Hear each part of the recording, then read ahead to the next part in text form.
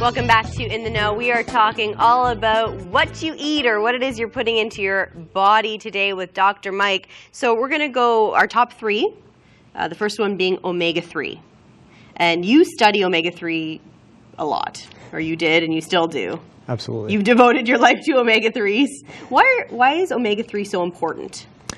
Well, first and foremost, I think what's happening in this shift is we're consuming too many omega-6s in our diet, too much omega-6 fatty acids.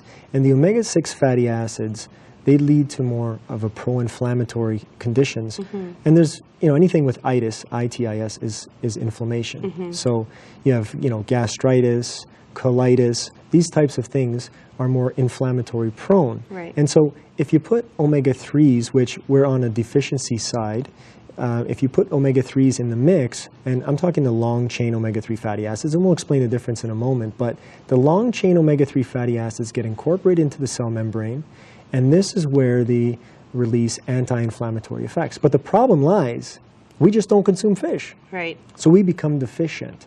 And so our omega-6s take over, and our cellular structure is completely comprised, the majority of it, of course, is omega-6 fats. Okay. And this becomes overwhelming to our bodies. We do have a picture of this, because if you're like me at home and you didn't take science, and some of this is going right over your head, we have a picture which, really describes the cellular breakdown of the omega-3. So tell us what we're seeing here. Okay, so what you have here is you have a typical fatty acid membrane layer. See those two layers within the blue? Mm-hmm. It's almost like a swimming pool, right, or like a lazy river, if you will.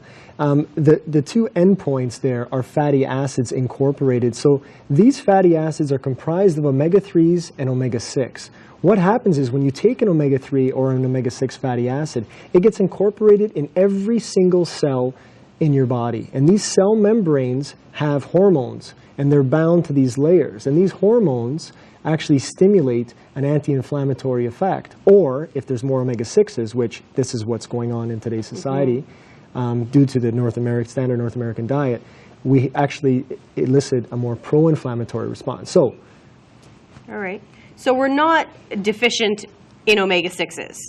Definitely not. Okay, but it's the omega-3s that we need to concentrate on. Absolutely, and just to add to that point, omega-6 fatty acids and omega-3s are two essential fatty acids. So we have to understand what that means. You can't get them other than from the diet. So you actually have to get them from the diet, or our bodies do not manufacture produce it. Exactly. So we don't produce it. We need to put it in. Exactly. So those are two key ones. But because we consume so much omega-6 and not enough 3, this becomes overwhelming. And this teeter-totter effect is something that's it's going to be an epidemic if it's not already. Right. Okay, so you brought a variety of products where we can find omega-3s, but you always hear about it, you have to eat more fish, you have to eat more salmon.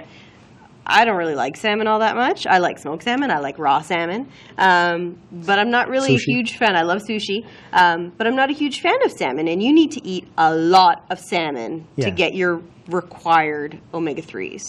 Is that right? Yeah, so I'll just put things into perspective.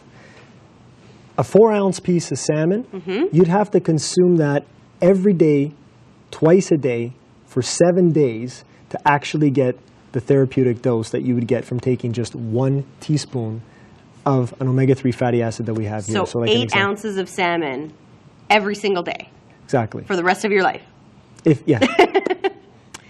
Versus 1 teaspoon. Versus 1 teaspoon. But hold on, there's a side effect to that. Okay. Although salmon is looked at as a cleaner fish, but there are issues with salmon. First of all, if you want to get wild salmon, you can't get it very easily. Yes. Secondly, you want to look to more sustainable resources. So of course, farmed is not something you should really be looking at. You definitely want to look for the wild, but we can't get it. And then there's the heavy metal burden. Although salmon is known to have very few heavy metals, there still is a heavy metal concern, especially if you're consuming tuna or if you're consuming swordfish and these fishes that actually have high heavy metals. So the idea is you can eat fish every day, but the problem is now you're going to contribute to your heavy metal burden. Right. And that's what you want to avoid. So if you just consume an omega-3 fatty acids, which is clean, so a long-chain fish oil, high in EPA and DHA, which is clutch, you really can get it clean from the heavy metals, and that'll contribute to more of the anti-inflammatory effects, but you're not getting the toxicity. Right.